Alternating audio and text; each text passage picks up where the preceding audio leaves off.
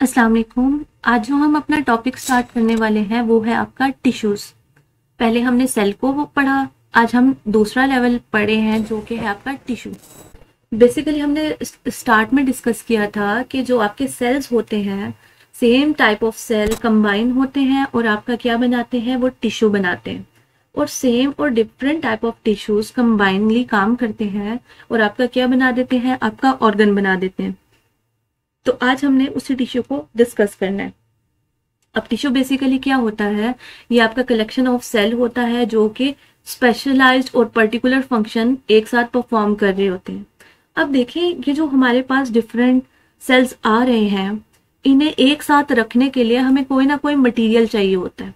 ठीक है, तो बेसिकली एक सर्टेन टाइप ऑफ मटेरियल होता है जो कि सेल्स को एक दूसरे के करीब करीब रखता है, अटैच्ड रखता है, और सो दैट वो पर्टिकुलर फंक्शन एक साथ परफॉर्म कर सकें।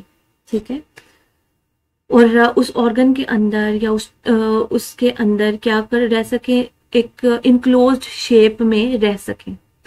तो आपकी बेसिकली जो है टिश्यूज की 4 टाइप्स आ जाती हैं, जिनमें आपके एपिथेलियम आ जाती हैं, कनेक्टिव टिश्यू आ जाते हैं, मस्कुलर टिश्यू आ जाते हैं और नर्वस टिश्यू आ जाते हैं। मस्कुलर टिश्यू और नर्वस टिश्यू को हम लेटर ऑन पढ़ेंगे।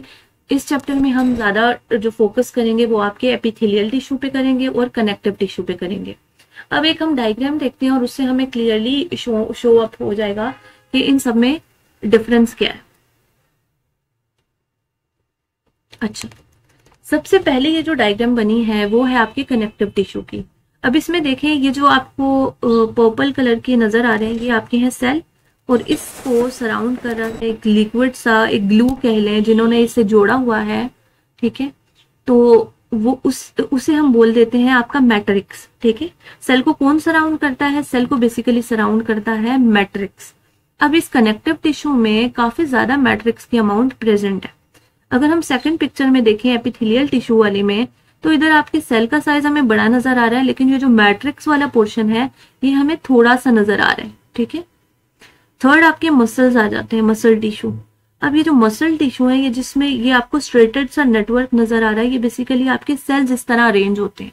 ठीक है, तो इसमें भी आपका जो ग्राउंड सब्सटेंस कह लें या मैट्रिक्स कह लें, वो लेस अमाउंट में प्रेजेंट होता है।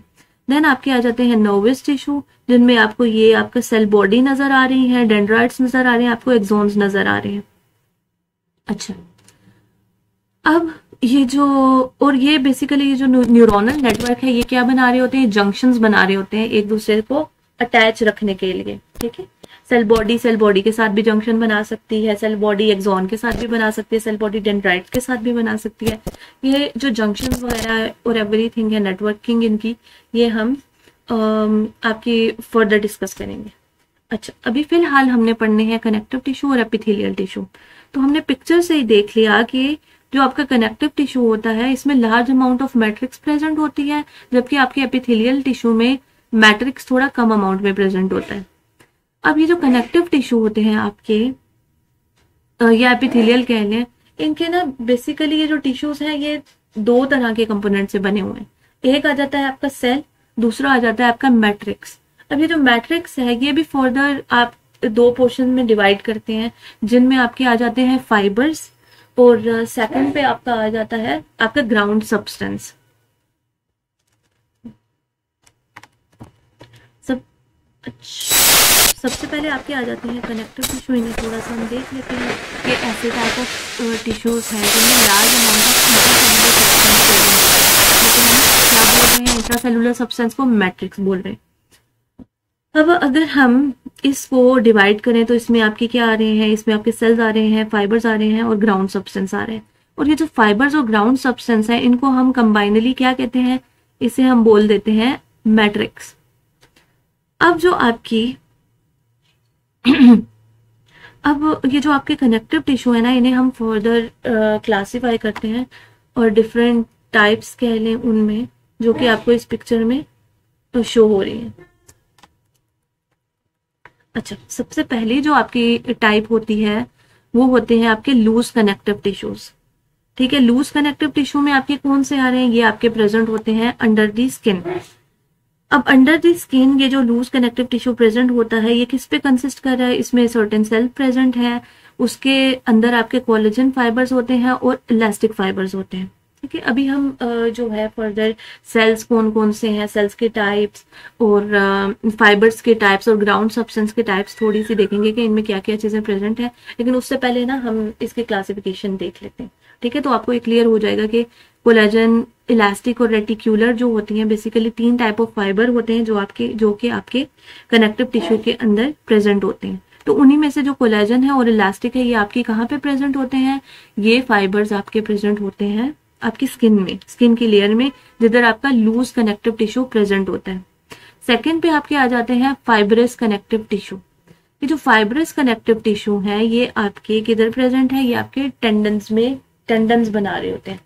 और हमने आपको बताया था कि जो टेंडन्स होते हैं या लिगामेंट्स होते हैं, ये कौन सी आपकी ये आपके ऐसा मटेरियल होता है, ऐसा टिश्यू होता है जो कि आपकी बोन को और आपके मसल को कनेक्ट कर रहे होते हैं। ठीक है, बोन को मसल के साथ अटैच कौन करते हैं? ये आपके टेंडन्स ही करते हैं। और वो किससे बने हुए हैं? वो आपके बने हुए हैं फाइब्रस कनेक्टिव टिश्यू से। अब इसमें कौन से फाइबर ज्यादा प्रेजेंट होते हैं? इसमें आपके कोलेजन फाइबर ज्यादा प्रेजेंट होते हैं। थर्ड पे आपके आ जाते हैं एडिपोज टिश्यू। ठीक है, एडिपोज टिश्यू में बेसिकली क्या होते हैं? इसमें आपके एडिपोज सेल्स होते हैं जिनके अंदर आपकी स्टोरेज होती है फैट की। ठीक है, ये बेसिकली फैट स्टोरिंग सेल भी इन्हें बोलते हैं। और ये भी एक टाइप है आपकी किसकी? एक टाइप है आपके कनेक्टिव टिश्यू की। उसके बाद जो आपके आ जाते हैं वो आ जाता है कार्टिलेज। कार्टिलेज जो आपकी बोन के एंड में प्रेजेंट होता है। ठीक है, इसमें भी आपके क्या होते हैं? सेल्स प्रेजेंट होते हैं जो कि होते हैं आपके कार्टिलेज फॉर्मिंग सेल्स। और दूसरा उनमें भी क्या प्रेजेंट होता है? मैट्रिक्स प्रेजेंट होता है। तो ये भी एक टाइप है आपकी कनेक्टिव टिश्यू की। देन आपकी आ जाती है बोन। अब ये जो बोन है, ये भी एक specialise type of connective tissue है जिसके अंदर आपका मैट्रिक्स आ जाता है, सेंट्रल केनाल्स आ जाती हैं और बोन फॉर्मिंग सेल्स आ जाते हैं। अभी जो नेक्स्ट चैप्टर है आपका, उसमें हम बोन को ही डिस्कस करेंगे और उसके अंदर जो कंपोनेंट्स और सेल प्रेजेंट है उन सबको इन डिटेल। अच्छा, तो बोन भी एक टाइप किसकी है? बोन भी एक टाइप है आपके कनेक्टिव टिश्यू की। देन आ जाता है आपका ब्लड। ब्लड जिसके अंदर आपका प्लाज्मा है, रेड ब्लड सेल्स है, व्हाइट ब्लड सेल्स है, प्लेटलेट्स प्रेजेंट है। ये भी क्या है? ये भी एक टाइप है आपके कनेक्टिव टिश्यू की। ठीक है, तो ये बेसिकली हमने क्या भी पढ़ी है? ये हमने पढ़ी है types of your connective tissue. अब हम जो है कनेक्टिव टिश्यू में जो सेल्स आते हैं उन्हें देख लेते हैं। इनमें आप देखें कि आपके वेरियस टाइप ऑफ सेल्स आ रहे हैं जो वेरियस लोकेशंस में प्रेजेंट है। उनमें से मोस्ट कॉमनली आपके फाइब्रोब्लास्ट आ जाते हैं, हिस्टियोसाइट्स आ जाते हैं, प्लाज्मा सेल्स, मास सेल्स, फैट सेल्स और वॉन्डरिंग सेल्स। अच्छा, ये जो फाइब्रोब्लास्ट आपके आ जाते हैं, ये थ्रू आउट द बॉडी आपके प्रेजेंट होते हैं। ये आपकी स्किन में प्रेजेंट होते हैं, डर्मिस लेयर में प्रेजेंट होते हैं, आपके और भी डिफरेंट साइट्स पे प्रेजेंट होते हैं। इनका जो मेन प्राइम फंक्शन होता है, ये प्रोड्यूस करते हैं आपका extracellular matrix as well as collagen. तो ये स्किन जो वुंड हीलिंग है उसमें ये बहुत इंपॉर्टेंट रोल प्ले करते हैं। देन आपके यहाँ पर बने हुए हैं एडिपोज सेल्स। एडिपोज सेल्स हमने अभी डिस्कस किया कि इसके अंदर क्या प्रेजेंट होते हैं? फैट के ग्लोब्यूल्स प्रेजेंट होते हैं, ये फैट स्टोरिंग सेल्स होते हैं। देन आ जाते हैं आपके प्लाज्मा सेल्स और मैक्रोफेजेस और मैस्ट सेल्स। ये बेसिकली ना, ये किसके टाइप्स हैं? ये आपके वॉन्डरिंग सेल्स की टाइप्स हैं जो कि आपके क्या है? जो कि आपके WBCs में आते हैं, व्हाइट ब्लड सेल्स में, जो कि आपके हैं डिफेंस सेल्स। इन सब का रोल कहाँ पर है? इन सब का रोल है आपके डिफेंस मैकेनिज्म में। अब मैस्ट सेल्स डिफरेंट सिक्रीशन भी सिक्रिएट करते हैं जो कि आपकी क्या कहते हैं, रोल प्ले करती हैं डिफेंस में। मैक्रोफेजेस और प्लाज्मा सेल्स जो आप कह लें, ये फेगोसाइटोसिस का प्रोसेस करती हैं और सर्कुलेट कर रही होती हैं बॉडी में। ये सारी आपकी किसकी टाइप्स हैं? ये सब आपकी टाइप हैं कनेक्टिव टिश्यू सेल की। अब हम देख लेते हैं कनेक्टिव टिश्यू फाइबर्स की कौन कौन से टाइप हैं। इसमें आपकी 3 फाइबर्स आ जाते हैं, कोलेजन फाइबर आ जाता है, रेटिक्यूलर फाइबर आ जाता है और इलास्टिक फाइबर आ जाता है। अब ये जो डिफरेंट टाइप्स ऑफ फाइबर्स हैं, इन डिफरेंट लोकेशंस पे इनका और डिफरेंट लोकेशन पे इनकी जो अमाउंट है वो वेरी करती है। जैसे अगर आप कोलेजन और इलास्टिक फाइबर की बात करें तो ये ज़्यादा आपके स्किन में प्रेजेंट होते हैं। अब यहाँ पर एक डायग्राम बनी हुई है, उसमें आपको शो हो रहा है कि यहाँ पर देखें आपको कुछ जगहों पे इलास्टिक फाइबर नजर आ रहा है, आपको कुछ जगहों पे आपको कोलेजन फाइबर नजर आ रहा है, कुछ जगहों पे आपको रेटिकुलर फाइबर नजर आ रहा है। ठीक है, तो ये हर लोकेशन पे इनकी अमाउंट वेरी करती है। देन आ जाता है आपका ग्राउंड सब्सटेंस, जिसको हम बोल रहे थे कि इसमें आपका लिक्विडी कंटेंट्स आ जाता है। ठीक है, इसमें जो मेनली आपका मेन जो इसके इंग्रेडिएंट है वो आपके होते हैं प्रोटीन एंड कार्बोहाइड्रेट्स। ठीक है, अब प्रोटीन और कार्बोहाइड्रेट ना अपने आप को डिफरेंट पोर्शंस में अरेंज करते हैं। अगर किसी ये जो आपका बन रहा है ये सब्सटेंस, उसमें प्रोटीन का पोर्शन ज्यादा है और कार्बोहाइड्रेट का पोर्शन कम है, तो उन्हें हम बोल देते हैं प्रोटियोग्लाइकेन्स। ठीक है, और अगर किसी कॉम्प्लेक्स में आपका कार्बोहाइड्रेट का पोर्शन ज्यादा है और प्रोटीन का पोर्शन कम है, तो उसे हम बोल देते हैं ग्लाइकोप्रोटीन्स। ठीक है, जिसकी अमाउंट ज्यादा होगी क्या समझ लें उस केमिकल में, तो उसका नाम फर्स्ट पे आ जाएगा। जैसे कार्बोहाइड्रेट का पोर्शन ज्यादा है तो उसे हम ग्लाइकोप्रोटीन बोल रहे हैं, और अगर प्रोटीन का पोर्शन ज्यादा है तो उसे हम प्रोटियोग्लिकेन बोल रहे हैं। ठीक है, इनके अलावा आपके पास आपके वाटर भी उसमें प्रेजेंट होता है और सॉल्ट्स भी प्रेजेंट होते हैं। किसमें? आपके ग्राउंड सब्सटेंस में। अब यहाँ पर यही प्रोटियोग्लाइकेन और ग्लाइकोप्रोटीन का मेंशन्ड है। अब जो प्रोटियोग्लाइकेन है उनकी डिफरेंट आपको एग्जांपल्स दी हुई हैं, जिनमें आपका आ जाता है हाइलोरोनिक एसिड, कॉन्ड्रियोटिन सल्फेट, सी डरमेटन सल्फेट, केराटिन सल्फेट और हेपरिन सल्फेट। ये जो हाइलोरोनिक है, कॉन्ड्रियोटिन्स हैं, ये यूजुअली आपकी बोन्स में प्रेजेंट होते हैं। ठीक है, उसके स्ट्रेंथनिंग वगैरह के लिए रिस्पॉन्सिबल होते हैं। ये जो केराटिन सल्फेट है और डरमेटन सल्फेट है, ये आपकी स्किन में ज्यादा प्रेजेंट होते हैं, और ये जो हेपरिन सल्फेट है ये आपके ब्लड में प्रेजेंट होते हैं यूजुअली। और क्या करते हैं ये इसकी एंटी कोगुलेटिंग प्रॉपर्टीज है। ठीक है, क्योंकि आपको पता है बॉडी में वियर एंड टीयर्स तो लगे रहते हैं, यूजुअली कोई क्लॉट फॉर्मेशन भी हो सकती है, तो उसको डिसॉल्व आपका कौन कर देता है? उसको डिसॉल्व आपका हेपरिन सल्फेट करता रहता है। तो ये थी आपकी किसकी एग्जाम्पल? ये थी आपकी प्रोटियोग्लाइकेन्स की एग्जाम्पल, जिनमें प्रोटीन पोर्शन ज्यादा और कार्बोहाइड्रेट पोर्शन कम होता है। उसके बाद ये जो ग्लाइकोप्रोटीन है उनमें यही मेंशन है कि अगर तो आपका कार्बोहाइड्रेट का पोर्शन ज्यादा होगा तो उन्हें हम बोल देंगे ग्लाइकोप्रोटीन्स। ठीक है, यहाँ तक हमने आपका डिस्कस किया किसके बारे में? यहाँ तक हमने डिस्कस किया आपके कनेक्टिव टिश्यूज के बारे में। अब हम अपनी एपिथेलियम के बारे में डिस्कस करेंगे। ठीक है, जो कि आपका सेकंड टाइप ऑफ टिश्यू है।